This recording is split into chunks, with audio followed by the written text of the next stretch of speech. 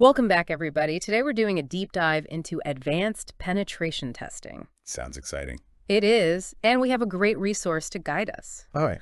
We'll be exploring Umed Singh Meal's 2024 book, Advanced Penetration Testing with Kali Linux. I've heard good things about that one. Me too, and it seems to go beyond just theory. You mean it gets practical, hands-on? Exactly. It really dives into using Kali Linux, which is a popular operating system specifically for pen testing. Kali Linux, huh? So it's not just reading about hacking, it's actually showing you how it's done. That's the idea, using tools like Metasploit. Have you heard of that? Yeah, Metasploit's like a framework, right, for simulating real-world attacks. Yep. And get this, the book even gets into specifics like exploiting a backdoor in an older version of VSFTPD. A backdoor dat, so like a secret way in. Kind of, yeah. But before we get too deep into those details, I think it'd be good to define some things. Makes sense. Like, what exactly IS penetration testing or ethical hacking in the first place? At its core, you're looking for vulnerabilities in systems and applications. Before someone with bad intentions finds them. Exactly. It's like, imagine trying to break into a building, but with permission to find its weak points. So instead of actually causing damage, they're helping make things more secure. Right. It's like a thorough checkup, identifying weaknesses and figuring out how to strengthen them. So where does this book fit into all of this? This book is really a comprehensive guide to doing advanced penetration testing. And it uses Kali Linux as its platform. Okay, so it starts with VAPT, vulnerability assessment, and penetration testing, right? You got it. VAPT is kind of the overall framework for ethical hacking. Okay, so it's not just random hacking. There's a methodology behind it. Definitely. And the book is big on the people, process, and technology framework. You know, it's not just about the tools. It's about the people using them, the processes they follow. Exactly, because even with the best security software, things can go wrong. If people aren't trained properly or the processes have flaws. Right. A strong security setup needs a holistic approach. And one key thing is those pre-engagement interactions. Meaning before you even start the testing. Yeah, you define the scope of what you'll be doing, set clear rules, and establish a timeline. So laying the groundwork and making sure everyone's on the same page before you even start looking for vulnerabilities. Right. It's all about transparency and working within defined boundaries. And the book even gets into customer success tactics in VAPT. Really?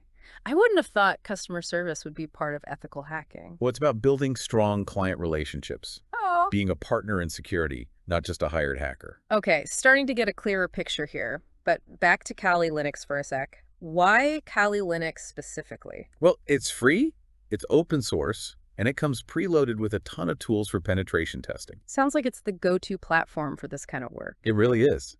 And you don't necessarily need a separate computer to run it. Oh, good. The book explains how to use virtualization software like VMware Workstation or VirtualBox. So you're creating a safe environment to practice without messing up your main computer. Exactly, a virtual sandbox where you can experiment without any real risk.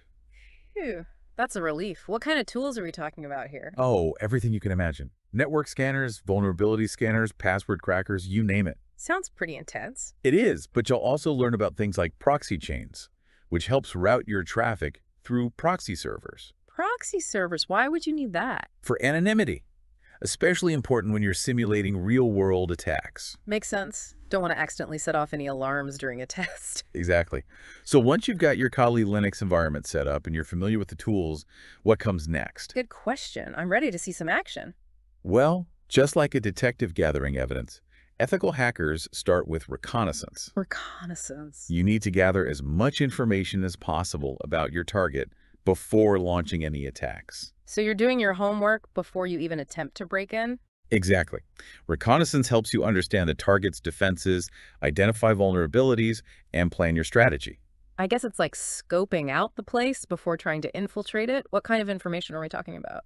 Anything and everything that might be useful. IP addresses, domain names, network layouts, employee details, software and hardware they use. So it's really in-depth information gathering. It has to be.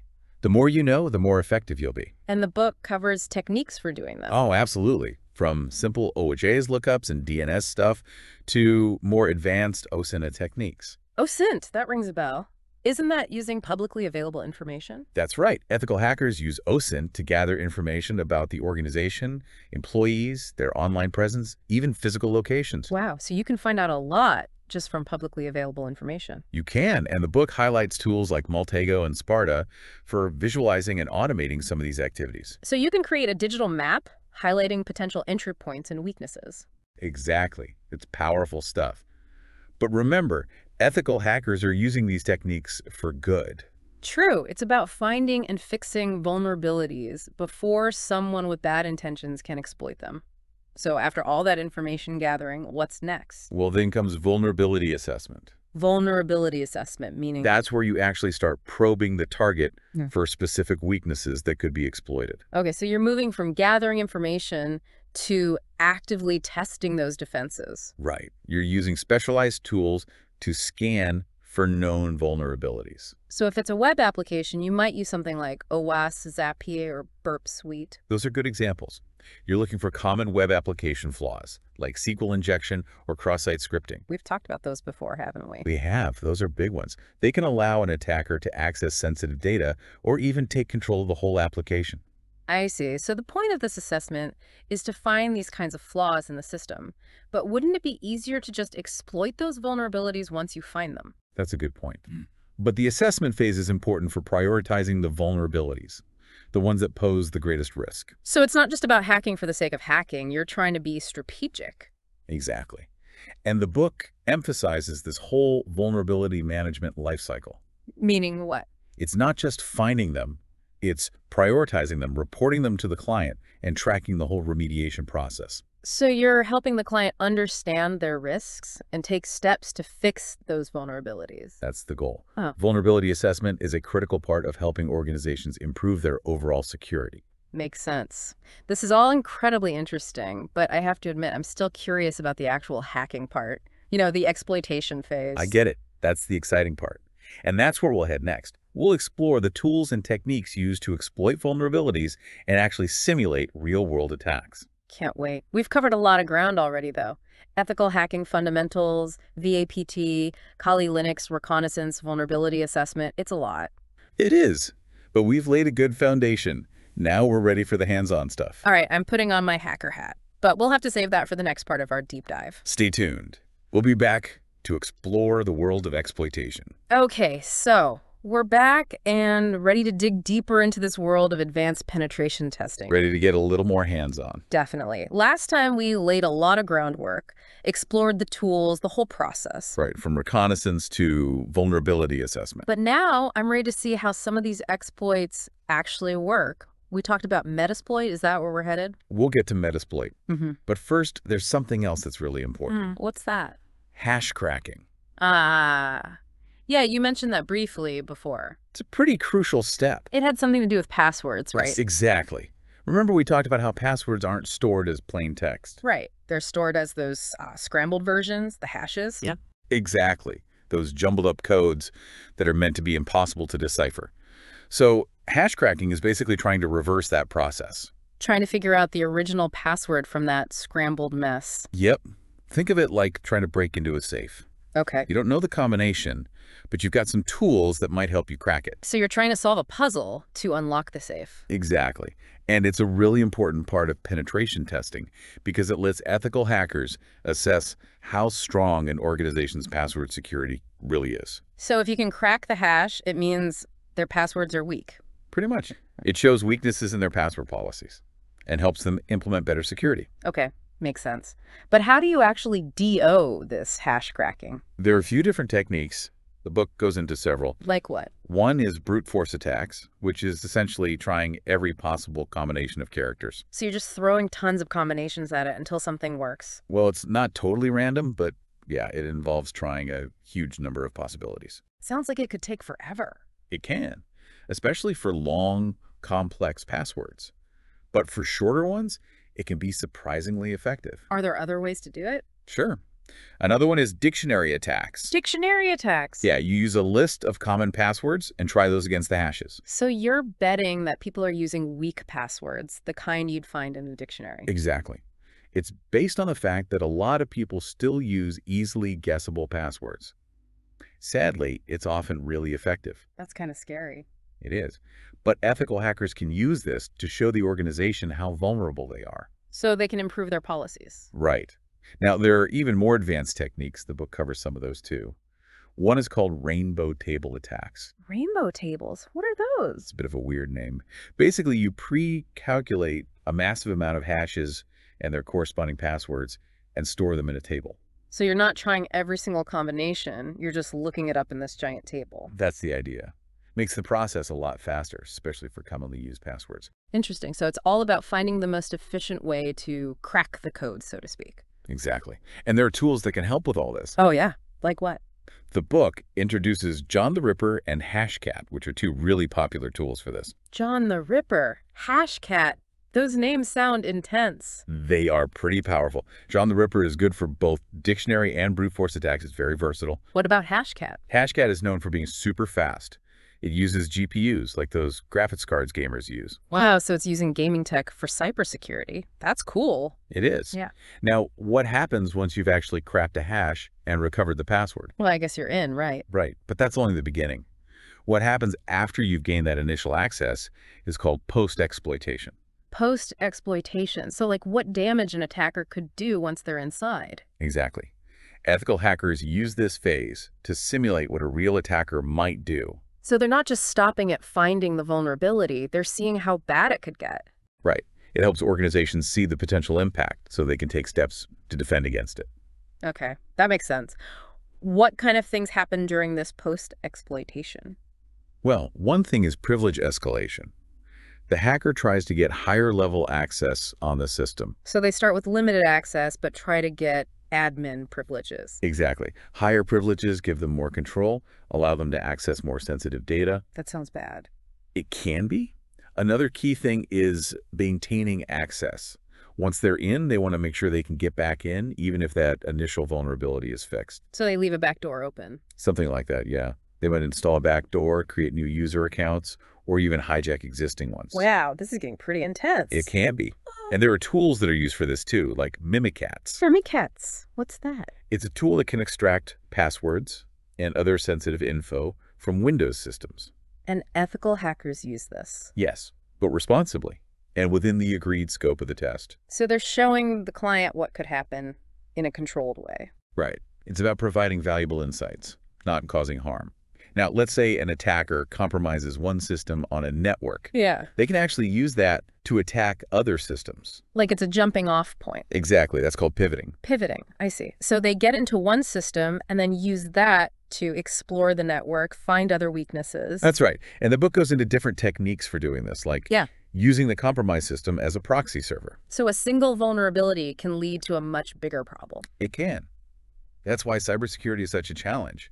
You're not just protecting one system, you're protecting entire networks. I'm like a constant game of chess. That's a good analogy. Always thinking ahead, anticipating what the attacker might do next. Sounds exhausting, frankly. It can be, but there are ways to defend against all this. Oh, good. I was starting to get a little worried there. Don't worry, we'll get into all that next time. Okay, good. Because we've covered some pretty heavy stuff today. We have hash cracking, post-exploitation, pivoting. Yeah. It's a lot. But it's important to understand how these attacks work, right? Absolutely. Knowledge is power. The more we know, the better prepared we are to defend against them. All right, so we've spent the last 2 parts of this deep dive really getting into the attacker's mindset. We've explored their tools, their techniques, how they think, how they operate. Yeah, it's been pretty intense, honestly. But now I think it's time to switch gears. Time to think about defense. Exactly. How can organizations actually protect themselves from these advanced threats? Right, because as we've seen, the attack surface is huge, and it's always changing. So organizations need a really comprehensive strategy. We've talked about strong passwords, vulnerability assessments. What else is there? Think of it like building a fortress. Okay, I like that. You need strong walls, vigilant guards, and a really good plan for if someone does breach those walls. So the strong walls, those are the technical defenses. Right. One of the first lines of defense is a solid firewall. Firewalls, yeah, keeps the bad guys out. Well, it acts as a barrier between your network and the outside world, controlling what comes in and what goes out. Like a gatekeeper. Exactly. But what if an attack gets past the firewall? That's what I'm worried about. That's where intrusion detection systems come in, or IDSs. They're constantly monitoring network traffic, looking for suspicious patterns. So, like, if someone tries to exploit a known vulnerability, the IDS will see it. Yep. or if there's an unauthorized access attempt. Okay, so it's like the lookout on the watchtower scanning for trouble. I like that analogy. And if it spots something, it can alert security personnel or even take action to block the attack automatically. So we've got firewalls, we've got IDS, but what if somehow an attacker still gets through? That's why you need defense in depth. You don't rely on just one layer of security. You have multiple layers. So even if they get past one thing, there's another obstacle waiting. Right. Like endpoint security is important too. I mean, what? Securing each individual device, making sure computers, servers, they've got up-to-date antivirus software, strong passwords, all the latest security updates. So it's not just about protecting the perimeter, it's about securing everything inside the fortress too. Exactly. Every room, every corridor. Okay. But what about the people using these systems? Yes, the human element.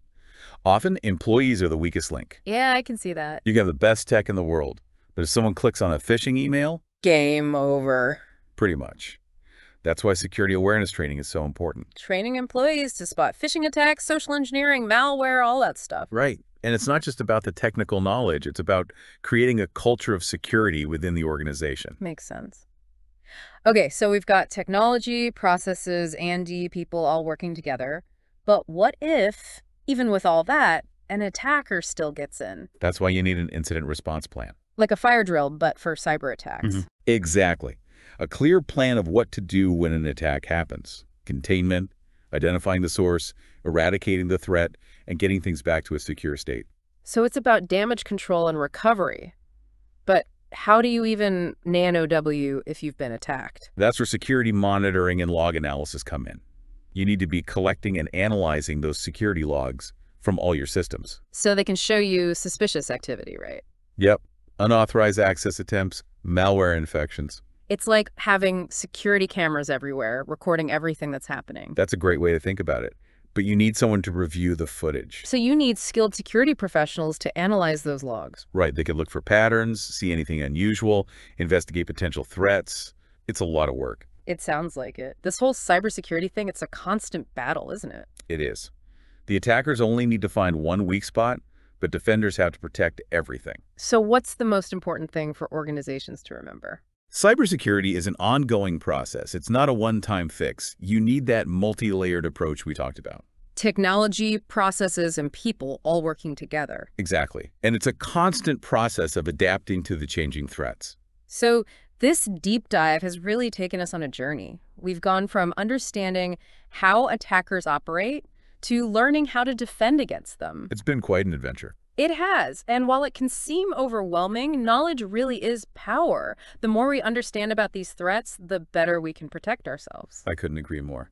And cybersecurity really is everyone's responsibility. We all need to do our part. Be aware, be careful. Exactly. Well, on that note, I think it's time to wrap up this deep dive. I think so too. Thanks for joining me on this journey. And until next time, stay curious, stay safe, and keep exploring the world of cybersecurity.